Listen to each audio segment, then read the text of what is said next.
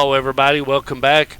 Wednesday night edition of Inside the Headset, sponsored by John Jones. John Jones Real Estate. Nobody sells homes like John. Going to roll over to Memphis. Going to talk to another private school. The head coach of the Christian Brothers Purple Wave, head coach Thomas McDaniel. How you doing tonight, Coach? I'm doing great. Just had dinner and fixing to watch I think Goosebumps 2 with my girls. Well, that's good. That's good. Yep. You're doing the right thing.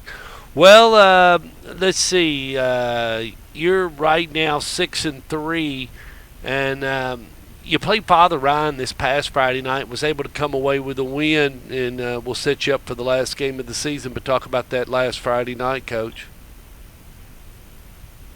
Yeah, it was a big, important win for us. A lot of playoff implications on the line there. It put us in position now to host a playoff game. There's a lot of things still to shake out on both sides of the division. You know, the East and West still have a lot of factors in play with the final week, but we knew that if we would come away with a win, which we did, we would host a playoff game.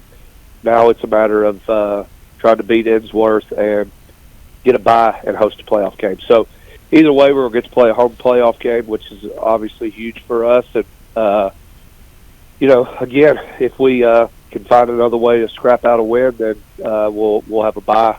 It's a great win for our guys. Really proud of the way we fought. We got down 14-0 and scored 18 unanswered. So, really proud of them.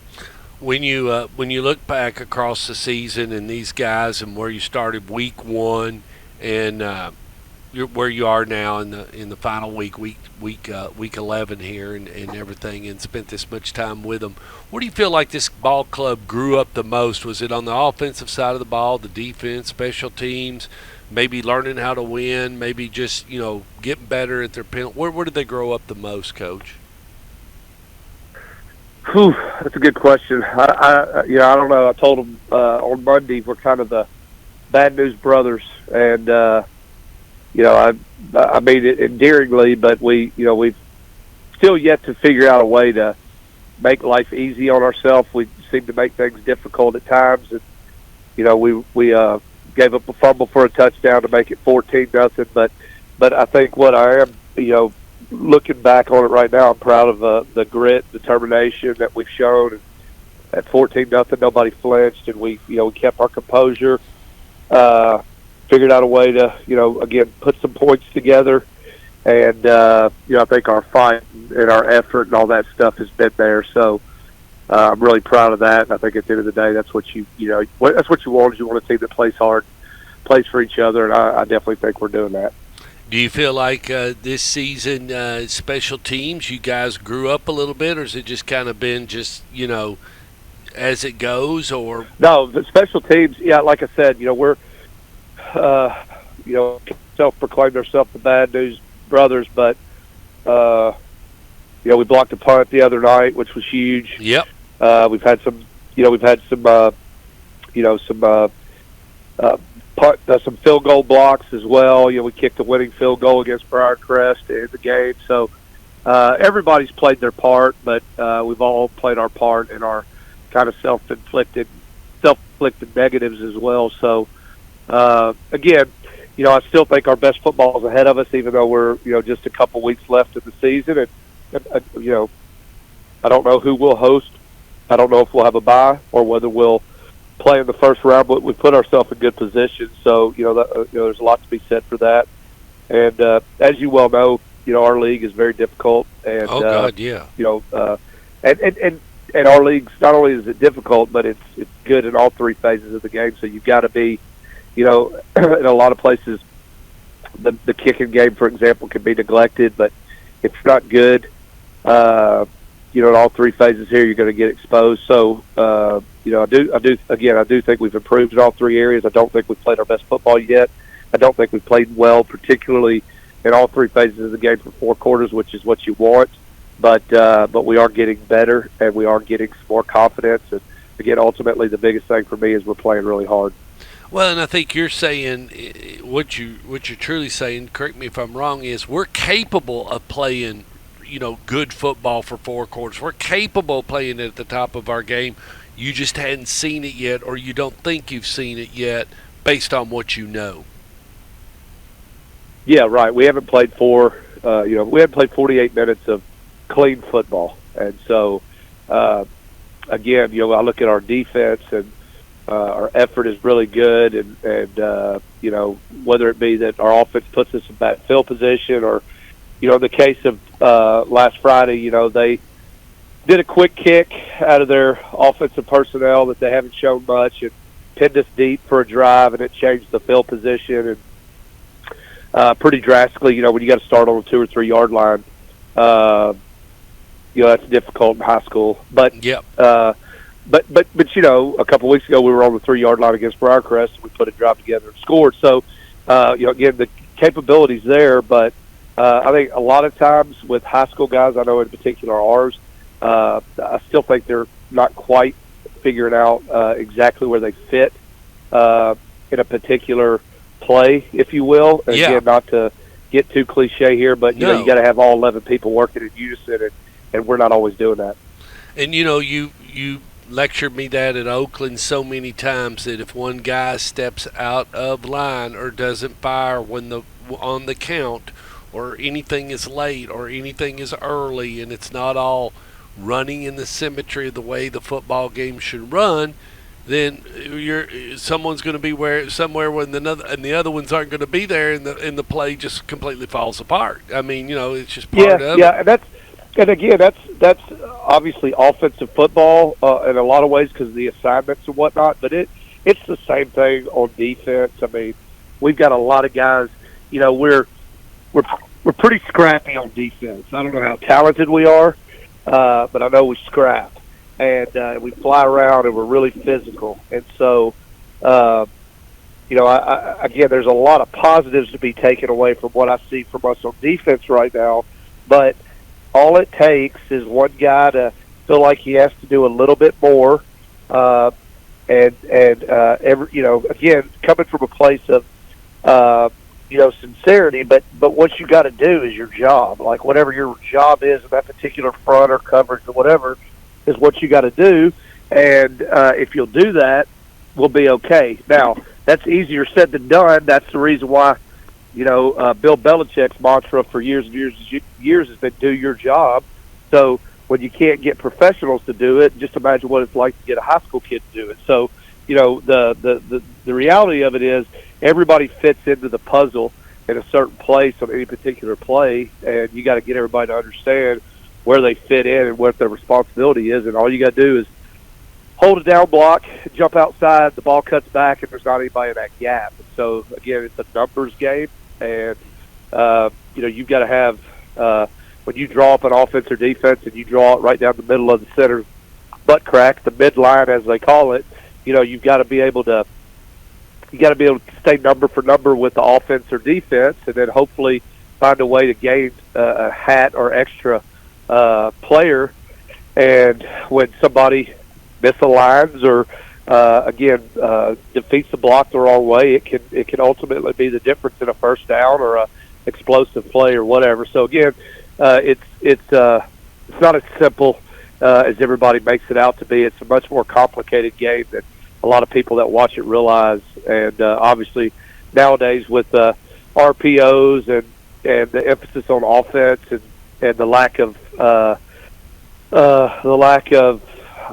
defensive structure, it's kind of taken a turn for the worse. So, we see a lot of these games now where it's 40, 50 points, and that's just not what we are. We're going to, try to play sound defense, make you earn every yard, and, have ball possession on offense and give ourselves the best chance to win in the fourth quarter. But when you do that, you part of the dilemma with that defensively is you've got to be able to win third downs, and you got to be able to tackle well. I do think there is a lot to be said for, again, I don't, whether it's Saban or Belichick or Gary Rankin. I mean, if you really if you really stop and just look at it, this is one of the problems with football nowadays in general is, you got to be able to block and you got to tackle. Like if you can draw up whatever play you want. If you don't block very well, it's not going to matter. And you can put whatever defense up there. Everybody, for the most part, is going to line up in sound defenses, and you got to be able to get off block and make a tackle. So, again, that sounds really, really simple, but in the midst of the game and all the shots going off and everybody panicking and feeling like they got to make a play, quote unquote, it can cause problems quickly. Well, and not only that, but I was just discussing with a former Tennessee Tech alumnus, head coach Burt Brown of the Aggies of Albertville, and he talks a lot about right now he's struggling because of football IQ.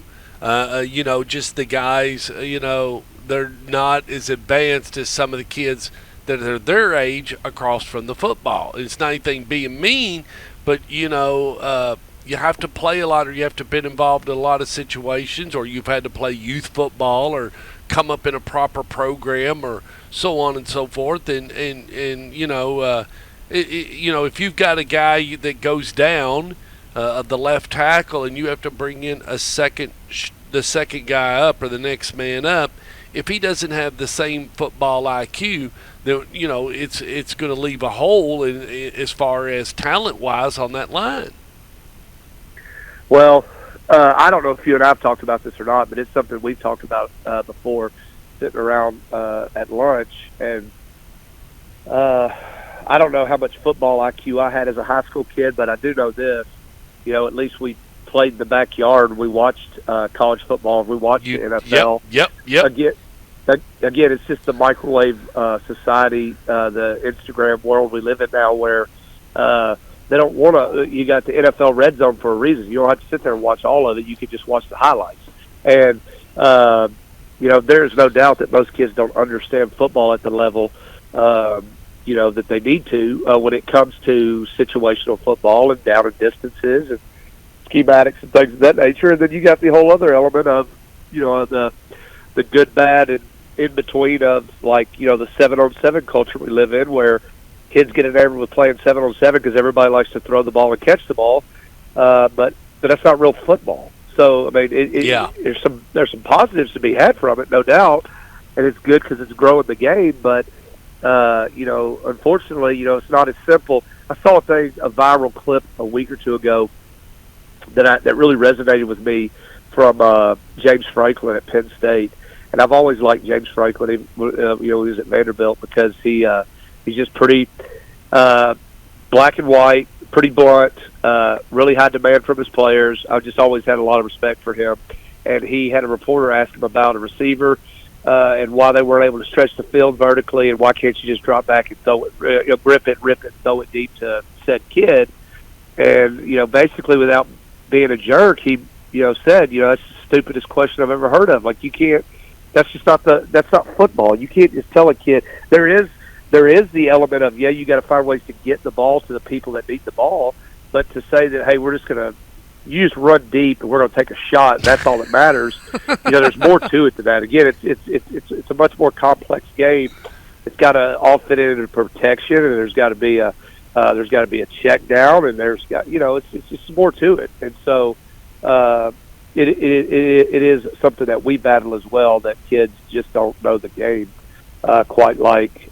Again, I'm not going to say quite like they used to, because I'm not sure it's just a more complicated game than it used to be. And so again, with all the, most people throw around the RPO terminology at the NFL and college level, and so everybody regurgitates that vocabulary, but most people have no idea what that really means.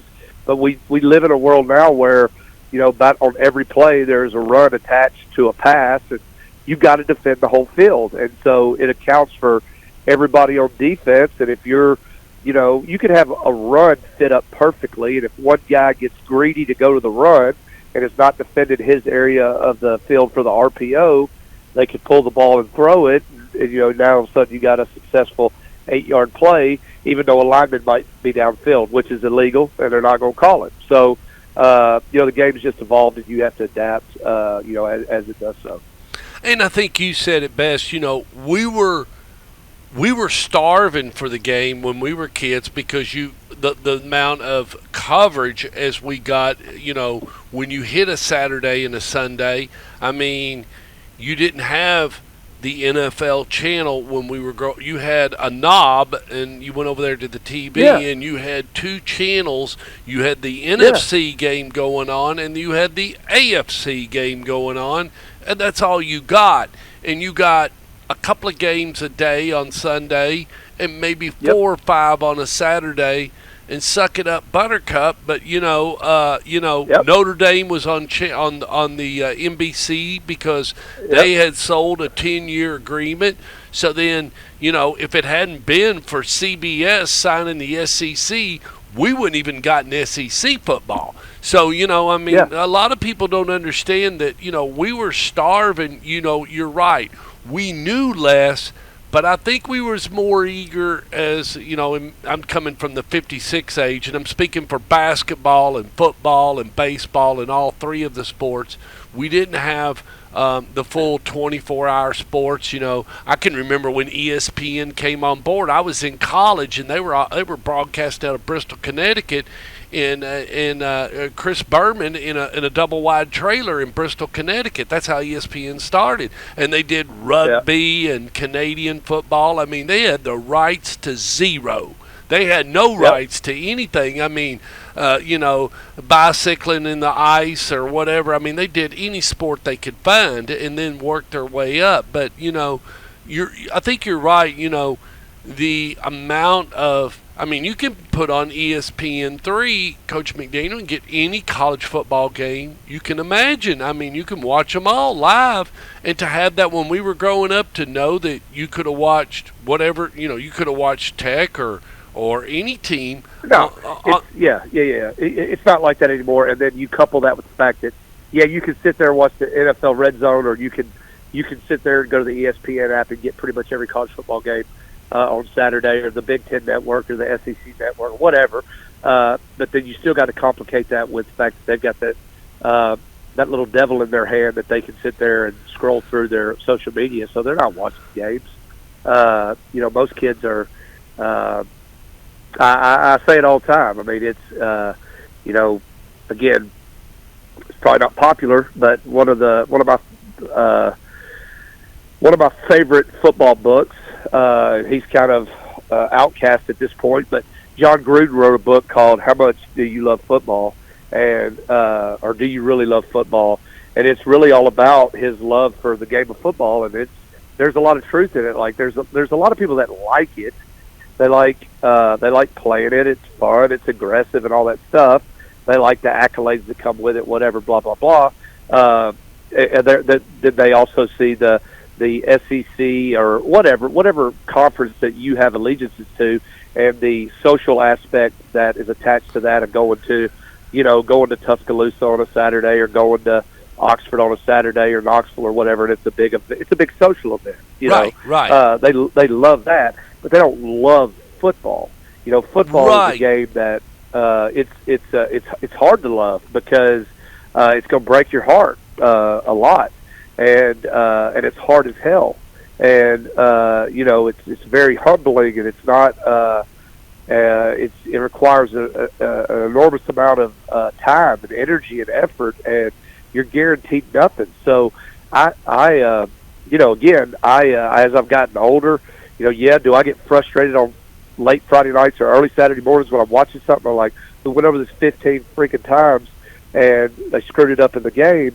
Yeah, it's frustrating, but I've also learned that, man, you better just enjoy the wins when they happen, because I haven't had. I will at least say this: I have always felt very grateful that I have not endured one of those purgatory years where you have a football team. Look at Father Ryan. Father Ryan is 3-6. All right, they're a good football team. All right, and they have an excellent quarterback. They've got some good skill players. They've got a good line of scrimmage. They lost to MUS 28-24. They lost to they lost to Innsworth 17-10. They lost to Briarcrest at the end of the game, basically on the last play of the game kind of deal. I mean, they got none of the bounces that we've gotten in some games is what I'm getting at. So, we could easily be sitting here and I could be talking to you and we could be 4-5, instead of being 6-3. Well, hell, that changes the conversation drastically, just off a couple wins, so Right. it's hard to win, but you better be able to take a step back and enjoy it because, they're not easy to come by. And I've just never had to endure one of those years where here's the deal, whether you go 10-0 or 6-4 or 7-3 or whatever, I'm the same person. I'm going to coach the same way. We're going to do the same stuff. It's just sometimes it clicks and sometimes it doesn't. And, that's part of the challenge of being a coach and trying to develop a team and all that stuff. But, and getting the right culture and leadership and whatever. But, man, it's definitely it's a game that gives so much to a lot of young men, and it teaches guys a lot of great things. But it's tough, and this. We live in a world now where things that are hard, people don't want to do. Oh yes, and so that's I why agree. you're losing. You're losing a lot of high school kids that don't have any interest in it because it does require so much sacrifice, and when they could be doing so many other things. Well, and to couple that with the fact that it's very dangerous. Yes, it's you can say what you want. We do everything we can in our power to be smart and educate our kids and give them the best equipment and make sure that we're teaching things the right way. But it is, at the end of the day, it's a violent sport, and so you are accepting a certain risk that when you go out there that you're not accepting when you play other sports. And you talk about that, and you talk about teaching, whether it's your own children or kids in the football game, the how hard it is, and how hard it is even being a parent. Well, it's just as hard, like you said, even teaching them something that is fun to do versus them cleaning up their room or whatever, or going to, brushing their, whatever, doing the, mowing the yard or whatever. But even doing something they love, getting them to focus and there was a little bit of a, I was young and there was a little bit of a lack of attention span when I was younger and stuff, but you didn't do it. I don't know. You sometimes you just faked it. You didn't dare try to let them know you wasn't. I mean, there was a little bit more respect to whoever the teacher was, whether they was good or not, Coach. I mean, I just tell you. I mean, I think. Yeah. No, but I totally get that. But I do also agree with what a lot of people say. I mean, I don't think kids have changed per se. The outside influences have changed. Yes. But society has changed. Yeah, so, I think that's a great way to put it. Yeah, but I mean, like, again, I tell our kids, I remind them all the time that we have a great group of young men. They're coachable. They work hard. We don't have a lot of drama. I'm very fortunate to have the guys that I have in our locker room. And a lot of that's because of our school culture and whatnot. But it's still, there's always things to improve on. There's always, things that you're going to look at and hope that, you do better. And again, that's hard for a lot of young men because you need instant gratification. And this is not a game of instant gratification. It's a game of a lot of humility and a lot of, self-reflection and being able to look in the mirror and say, I didn't do this well. I didn't do what I was coached to do. And that's getting harder and harder to get across to people in the society that we live in. Big game Friday night. You're going to come to Nashville and take on Innsworth, and it's a great place for your ball club to come and play. You've been there before and everything, but and they're a good ball club, and it's going to take everything the Brothers has and the Purple Wave to come over here and get that W, and you need it. Yeah, it would be a great win for us.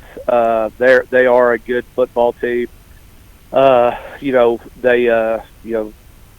7-2. They've lost, to two really good football teams, but this is a good matchup for us. We think that we'll have to play very well. We'll have to be very gritty. We'll have to have some things go our way, but again, we're going to try to give it our best effort. I think our kids are confident right now, and I think there is a little bit of a relief, even though the kids probably wouldn't say it to me, to know that the fact that we were able to secure another game at home during the playoffs is obviously big for our boys not having to travel. Right. But make no mistake about it, we want to go to Nashville and get a win. And I told them on Monday that probably bigger than the X's and O's. And the plan is we got to get on the bus with people that believe that we're going to go and scrap our tails off, and we're going to figure out a way to win that game. And so that's what I want to do is let's take our guys and with a certain edge and belief that we're going to go win that football game, and that's what we're preparing for. And I'm excited to see how we do. Coach, I cannot thank you enough each and every season, each and every time for being on Inside the Headset throughout the 2023 season. We got to get together and visit soon, so next time you come over, text me or something, and we'll run out and share a laugh. I'm sure you'll come see John Jones or something, but when you do, text me and we'll go. I'll holler at you. Yep. Take care. Good luck. All right, Safe brother. travels, and we'll talk soon. Okay. See you, brother. Thank you. See you, bye.